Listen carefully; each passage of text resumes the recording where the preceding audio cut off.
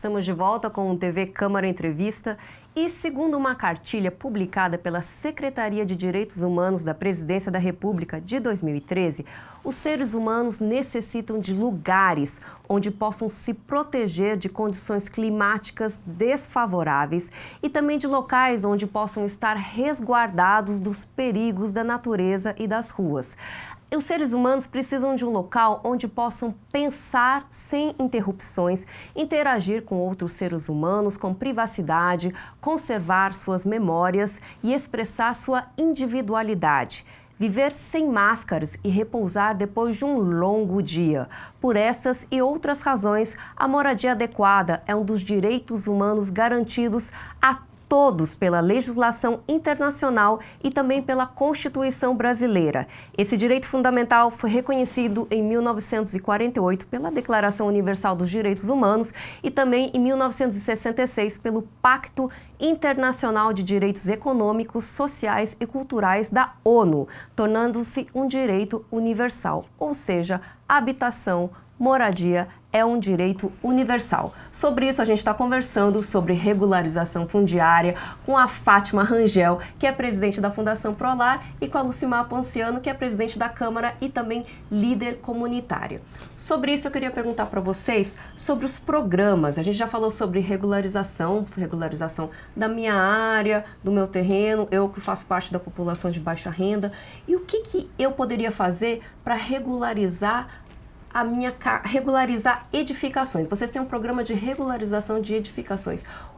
Quando que esse programa acontece? Em quais as necessidades específicas para ele entrar em ação? Uma coisa que é importante esclarecer que quando nós regularizamos fundiariamente, eu regularizo a área. E isso não significa que a minha edificação esteja averbada, esteja regularizada. Então, com isso, nós lá da Prolar também ajudamos as famílias a regularizar a sua edificação. Porque quando regulariza a área, o cartório vai delimitar, vai dar uma matrícula da área.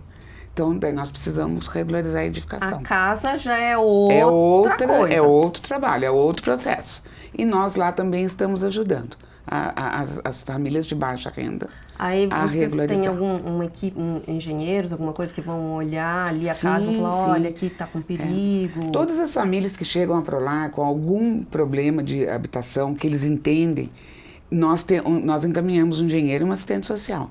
Eles avaliam a casa, fazem uma análise, medem, se for preciso, precisa fazer uma pequena reforma, para a gente poder incluir num dos programas que nós temos.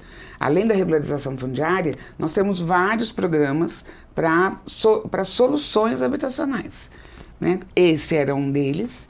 Nós temos também a questão de fazer pequenas reformas, né? Nós também temos esse programa. Temos o material de construção. O de material de construção é importante dizer que ele é oneroso. O que significa isso? Que é um empréstimo. Então, a pessoa do material, ela teria que devolver esse recurso para o município, né? Que no caso, para Prolar. Já a planta popular, nós ajudamos as pessoas a fazer a sua planta, ele tem seu terreno, vamos fazer uma planta popular, a gente conversa. Como que acontece isso da planta popular? Eu quero, como é que eu procuro alguém que vai fazer essa planta para mim? Isso, sempre vai na Prolar, né? Nós vamos fazer a questão com uma assistente social, verificar se ela se enquadra dentro do público-alvo nosso. Uma triagem, né? Uma triagem, eu faço uma ficha socioeconômica dessa família e os nossos engenheiros vão e os nossos engenheiros fazem essa planta. Arquitetos e engenheiros que nós temos, né? Isso também é oneroso? Não, a planta popular não é onerosa. Mas o mutuário, o munícipe, ele tem que assumir alguns compromissos conosco, né? Que ele vai efetivar exatamente a planta que foi doada. Porque a grande preocupação é os nossos engenheiros, eles recolhem a RT, né? Então é assim, nós temos todo um trabalho filosófico quando a gente fala, que você acabou de ler esse texto brilhante. Existe essa questão da casa, essa questão é meio filosófico, mas existe também a edificação, né? A questão pé no chão, e nós temos leis, que nós precisamos seguir essas leis.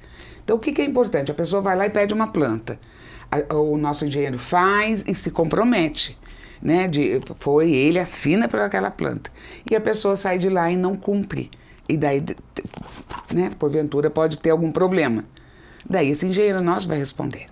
Certo. Então tudo isso a gente acompanha, a gente conversa. Ele, além de receber uma planta, ele tem alguns compromissos que ele assume conosco. Entendeu? Ou seja, a pessoa tem que construir daquele jeito. Ela não pode fazer o puxadinho. Não pode, não ali, pode. esticar mais. Exatamente, não pode. Ela tem que cumprir a planta, porque a planta já foi medida, já foi avaliada, né? O técnico que projetou, ele projetou daquela forma, né? Então, a gente conversa bastante, esclarece bastante pro munícipe, E é bom né? saber que, por exemplo, não é colocado para ele aquele modelo. A Prolar, ela tem lá um portfólio de várias conforme modelos, né? o tamanho do terreno, a dimensão do terreno, lá tem várias moradias conforme a necessidade. Então, é planta popular. Então, quem entende popular? Numa casa de até 70 metros quadrados, que comporta 2 quartos, sala e cozinha, né?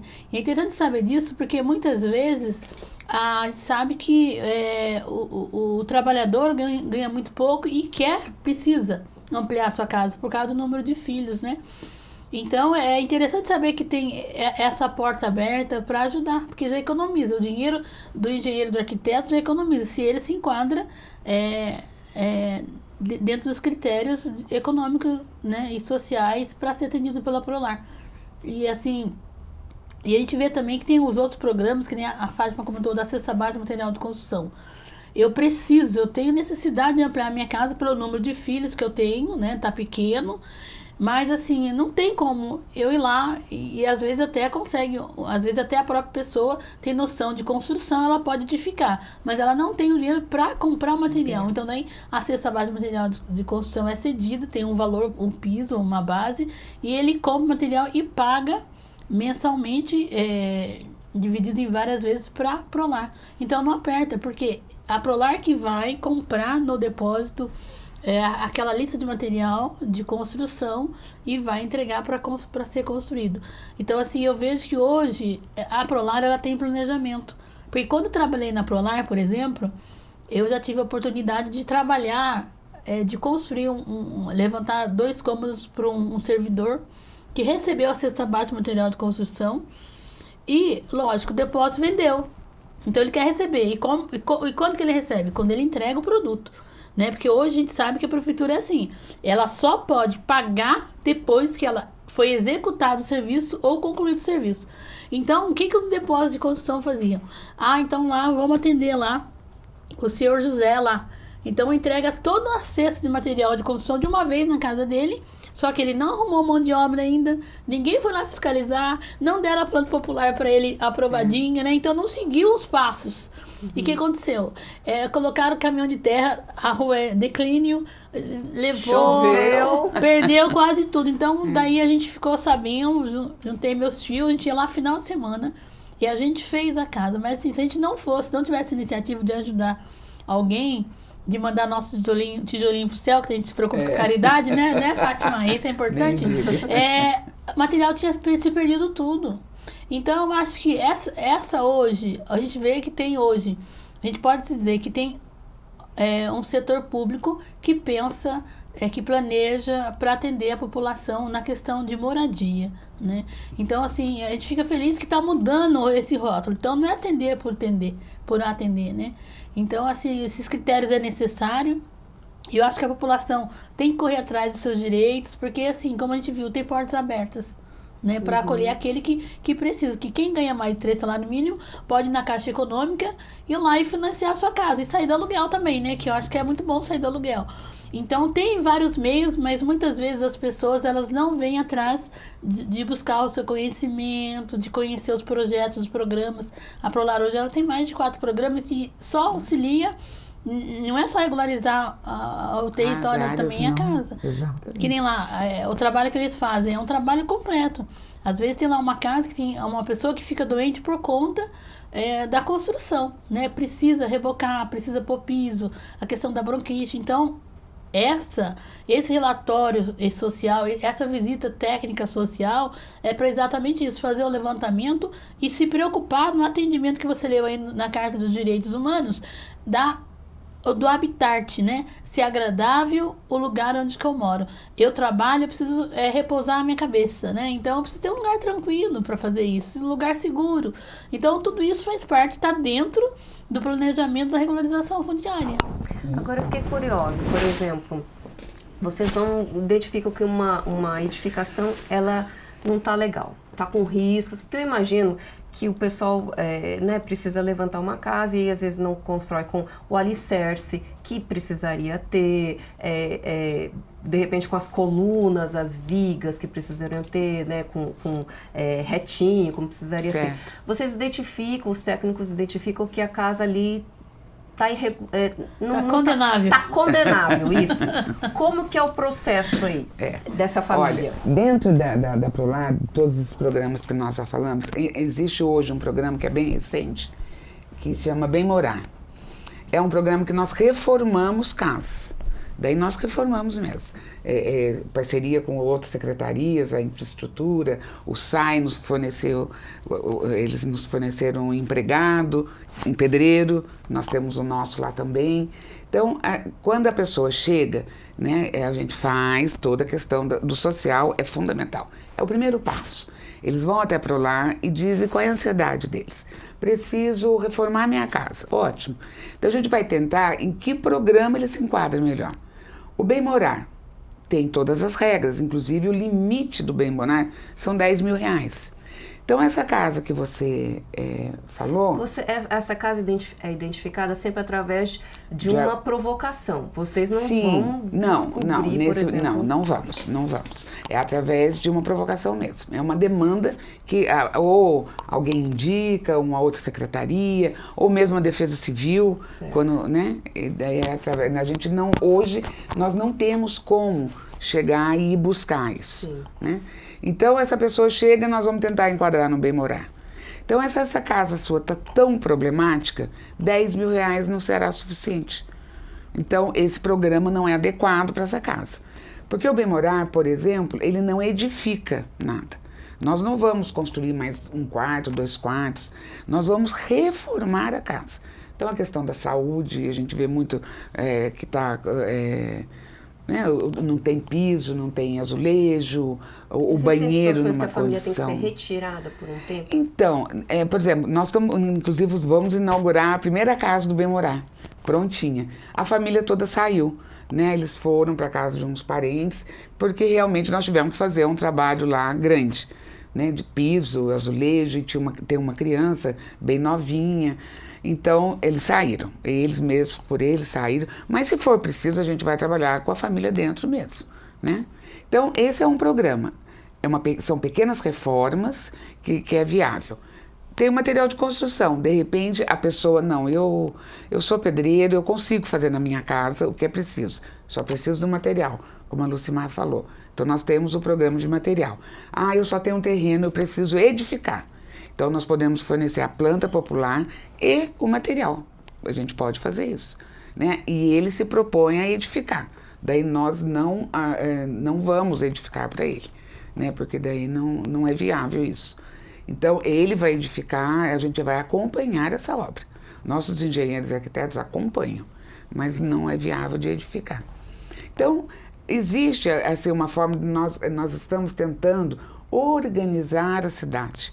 Sabe, claro que dentro dessa família social, né, que nós abordamos, de organizar, até que a gente consiga um grande programa, um recurso financeiro, ou federal, ou mesmo estadual, para que a gente edifique mais, faça algum empreendimento e que remova mais famílias, daí sim essa organização. Então, as políticas habitacionais que o Isaías deixou bem claro para a gente, é organizar o que já existe, né? Porque não requer muitos recursos e é viável os nossos técnicos, nós mesmos, dentro da Prolar, desempenhar isso. A princípio são 20 áreas que vão ser regularizadas. Sim, hoje nós temos 20 áreas. Por que essas 20? Na administração anterior, essas 20 áreas foram inscritas no programa Cidade Legal, que é do governo do estado. Então, era uma forma necessária de se inscrever, porque o governo nos apoia, inclusive financeiramente, né? Eles fazem os primeiros levantamentos, fazem as primeiras análises nessas áreas. Então, nós vamos terminar esses 20, com certeza. E a partir disso, nós vamos buscar outras áreas que estão irregulares para poder fazer o trabalho. Então, nós já tem bastante, está bastante divulgado quais são as áreas. Então, para as pessoas terem um pouco, né? Hoje nós temos uma frente de 6 bairros sendo trabalhados. Certo. A regularização fundiária tem essa parte de papelada, da escritura, como você bem falou, mas eu imagino, tem essa outra parte de infraestrutura também, vocês, como é que funciona tudo isso? Porque eu estou imaginando aqui, eu vi a apresentação do PPA, do Plano Plurianual, e eu sempre tenho dificuldade em falar o Plano Plurianual, saiu, a destinação para os próximos 4 anos é de 15 milhões. E eu olhando, conversando com vocês e vendo a demanda do trabalho, estou vendo que esses 15 milhões devem ser para áreas bem específicas, porque não vai suprir a demanda dos 20 bairros que precisam não só passar pela regularização no papel, mas tem toda uma parte de infraestrutura também que precisa entrar para a devida regularização e moradia digna dessas pessoas. Essa destinação desses 15 milhões vai para quê? Esses 15 milhões é exatamente para essa organização dos projetos, né? Para a manutenção da Prolar, para a manutenção desses técnicos e desses projetos. E nós temos os primos ricos, nós temos grandes parceiros, que são as outras secretarias, e que nós recorremos a eles, com certeza. Tem a infraestrutura, planejamento, o SAI, são secretarias que nos apoiam, né, e que trabalham, a gente sozinho a Prolar não faz. Nós precisamos andar juntamente com essas secretarias. O processo de regularização, ele envolve também toda essa parte de saneamento, de encanamento, luz, pavimentação? Sim, por isso é importante cidade legal. Ele não nos aprova se o município não assumir um compromisso que a infra está ok, iluminação está ok, água, esgoto está ok. Então tudo isso tem que estar ok. Daí ele aprova a regularização daquela área. E aí vem subsídios do governo do estado? O governo do estado, o subsídio deles é dessas análises. Eles já investiu um recurso significativo aqui em Jacareí, mas somente para as análises. A parte operacional é o próprio município. Certo. Porque tem locais de loteamentos que o responsável por essa execução de infraestrutura é do loteador. Então, daí cabe à prefeitura fiscalizar junto com a justiça, se está sendo bem feito isso. Um exemplo que nós temos no nosso município é o bairro Terras da Conceição, ali do lado do Jardim Flórida. Ali o loteamento, ele fez um acordo e depois de 2001 nós temos uma lei municipal que todo loteamento ele tem que ser entregue com a infraestrutura. O que é a infraestrutura? A rede de esgoto, a rede de água, o asfalto, calçamento e iluminação. É o mínimo de infraestrutura que o loteador tem essa responsabilidade de fazer. Então, o poder público, a prefeitura, é acompanhar a execução disso. Quando ela não consegue entregar no tempo essa atividade executada, então o município não lhe dá o direito, daí vem a justiça e embarga, como é o caso da Alta Conceição. Lá todo mundo pagou o terreno. Foi emitido o TVO, no termo de vistoria de obras? Então, mas foi equivocado pelo ex-prefeito, também pelo secretário de planejamento. Até agora eu não entendo, porque todo mundo vê aí que agora que fez a rede de esgoto, agora que está ligando água, a área de esgoto está aberto. Então foi uma luta da comunidade, por isso que eu enfoco bastante que os bairros fortaleçam a associação de moradores, se organize, porque a força de melhorias no bairro vem dessa união dos moradores. Porque a prefeitura, que nem, no PPA, essas mais de 20 localidades, não vai ser regularizada nesses 4 anos, porque é um trabalho imenso, né? A gente está vendo aí, quando você pega uma amostra, como ali a comunidade pequena no Jardim Paraíba. Então começou, tá encaminhando, mas não termina assim. Então não é fácil, é um processo que tem que ter começo, meio e fim, né? Então, nesse caso, a gente vê que a gente quer edificar, lá quer tirar planta, quer registrar a planta, até vender a casa, e não podemos, por quê? O loteador não cumpriu com a sua responsabilidade de infraestrutura. Não é a prefeitura, porque essa responsabilidade é do loteador. Como ele não está fazendo, a prefeitura também está sendo incluída no processo, porque ela tem que cobrar, né? Então ela teve hipoteca, por isso que eles queriam TVO logo, que eles queriam aquela área de terreno que estava hipotecada como segurança. Se ele não fizer infraestrutura, a prefeitura pode vir usar esse território, esse terreno, e ela executar o que está faltando no Terras da Conceição. É isso que estão fazendo. O SAI está lá refazendo todinha a rede de esgoto lá por conta que não foi bem feito. Então, a gente que pagou o terreno, incluído esse serviço, não podemos, né, o morador, né, o proprietário, não pode ficar com esse ônus. Prejudicar. Né? Então, tem N situações que a Prolar sozinha não dá conta, ela precisa de ser parceiro. Então, a gente está vendo esse trabalho de rede, intersecretarias acontecendo, né? Um projeto que dá uma verdade que a gente vê que o coletivo se soma vendo esse trabalho de regularização que a Prolar vem fazendo, né? Então, acho que assim, esse entendimento tem que ter, né, de regularização fundiária, né? Tem vários casos, várias situações, né, vários loteamentos, mas o primeiro passo, eu acho que é o mais importante. A comunidade está organizada para reivindicar os seus direitos, porque senão fica no esquecimento. Né? Não porque o poder público não quer, porque muitas vezes depende da ação, que nem quando eles vão numa comunidade que precisa fazer o cadastro técnico social, da visita lá, então precisa os moradores estar sabendo que eles vão lá, que vai ser visitado, que eles vão ter que abrir um pouco da sua particularidade, olha, o salário, quantos filhos moram, se está na escola, se não estuda. Então, muitas vezes isso dificulta, mas quando você tem uma associação de moradores que trabalha junto, que abre caminho, facilita muito o trabalho de todo mundo. E daí o processo, ele não paralisa, ele avança, né? Então, porque todo mundo tem a sua parte e a sua responsabilidade na regularização fundiária, né? Lucimar, agora como presidente da Câmara, estou pensando aqui que vai ter muito trabalho para os vereadores, porque 20 bairros regularizados vai demandar 20 bairros a mais para serem fiscalizados se os serviços estão funcionando devidamente, se o encanamento foi bem feito, se o serviço de água, de luz, de esgoto, de pavimentação, alguns serviços eu acredito que serão terceirizados, pavimentação, assim, se eles estão sendo bem feitos. Então vai ter muito trabalho aí para a Câmara dos Vereadores durante todo esse tempo aí até o final da gestão. Com certeza. Mas o legal é a gente fiscalizar o que está sendo construído e assim, e eu acho que é salutar para a gente, o papel de fiscalizador e representante do povo, é saber que teve planejamento na execução. Porque o ruim é saber que está fazendo para agradar alguém, não. Agora a gente está vendo que tem planejamento e tem verdade, né? Então, quando a gente vai numa comunidade, às vezes a gente fala, Fátima, precisa ir na comunidade, conversar com a comunidade. Eu não tenho que...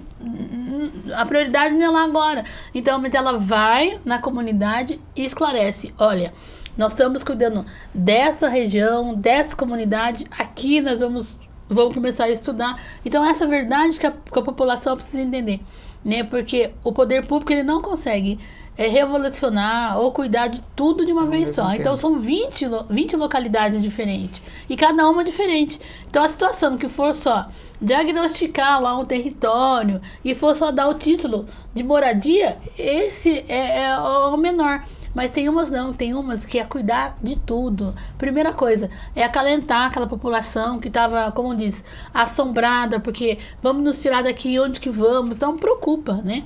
Eu acho que a moradia é um lar, a moradia é um aconchego que todo mundo tem que ter. Minimamente, mas temos que ter, né? Feliz daquele que já conseguiu edificar a sua casa, tá do jeitinho que quer, né? Daí já pode comprar o carro. Então a gente tem que, por isso que a gente tem que investir também na geração de renda. E a gente vê também que isso, a Fátima não comentou, mas eu vejo que está no programa da Prolar, trabalhar a geração de renda, que é muito importante, porque às vezes a Prolar, por conta da demanda, ela vai poder oferecer o mínimo, o necessário para se ter uma moradia digna, mas a dignidade de melhorar, a gente tem que dar essa oportunidade, esse empurrãozinho para que a pessoa tenha emprego, ela tenha oportunidade melhor de querer sonhar em ver a casa dela rebocada, acabada, ver os filhos acomodados nos seus quartos. Então, a gente planta sonhos, né? E eu fico feliz de saber que dentro da Prolar eles têm essa preocupação de trabalhar também a geração de renda. A gente tem que aprender a trabalhar, aprender a construir com o nosso suor. Então a gente fica feliz de estar vendo essa maturidade de política pública na questão na pasta da habitação. Olha que sobre geração de renda daria um outro programa TV Câmara Entrevista aqui. Porque só esse tempo já foi curto para a gente conversar. É mesmo. Obrigada pela presença de vocês. Obrigada por oportunidade. Fátima, você tem alguma última palavra que você queira dar para os nossos telespectadores? Não, eu acho que é agradecer mesmo a oportunidade de falar, porque a população precisa entender e, como a Lucimar diz, buscar seus direitos. Nós estamos lá na Prolar, a nossa meta, o nosso querer é abraçá-los, é acolhê-los. O que precisa, qual é a demanda e, como ela disse, dentro da verdade, pode, não pode, não pode. Né? Não tem como. Leve os nossos cumprimentos a toda a sua equipe, muito porque obrigada. É um pessoal, são heróis. ótimos. Merecem os cumprimentos mesmo. Alguma última palavra, presidente? Não, só para o pessoal bater nas portas das secretarias, né? Porque que nem muitas situações você vai estar vivendo indo conhecer a secretaria. Né, que nem muitas pessoas ainda não conhecem o trabalho da habitação no nosso município. E tem N portas abertas, pode ajudar você a cuidar do seu sonho, né? Só que, como a Fátima falou, tem que ter a contrapartida. Né? O que você vai oferecer, o que você vai poder contribuir, é seu direito buscar para uma moradia digna, né? E a gente tem que cuidar dessas pessoas que quem tem, trabalhou e tem a sua casa, sabe o quanto é gratificante a gente poder falar, esse é meu lar, esta é a minha casa. Então que a gente possa ver essa felicidade das pessoas pegando lá seu título e construindo a sua casa, né? Através do trabalho da política pública de habitação de interesse social que a Prolar executa. E obrigado pela presença, Fátima. Obrigada a você, Lucimar. Muito obrigada. Eu agradeço a presença aqui de duas presidentes, presidente da Fundação Prolar e presidente aqui da Câmara Municipal. E é isso aí, moradia é um direito fundamental, como vimos aqui. E se você quiser rever essa entrevista ou as outras que já circularam aqui pelo TV Câmara Entrevista, acesse a nossa fanpage no Facebook, facebook.com/TV Câmara Jacareí, ou nosso canal no YouTube, youtube.com/TV Câmara Jacareí, e acesse também as nossas fotos, as nossas fotografias estão disponíveis lá no perfil Câmara de Jacareí do Instagram. Obrigada pela sua audiência, continua conosco aqui na TV Câmara Jacareí. Eu te vejo no próximo TV Câmara Entrevista. Abraços e até o nosso próximo encontro.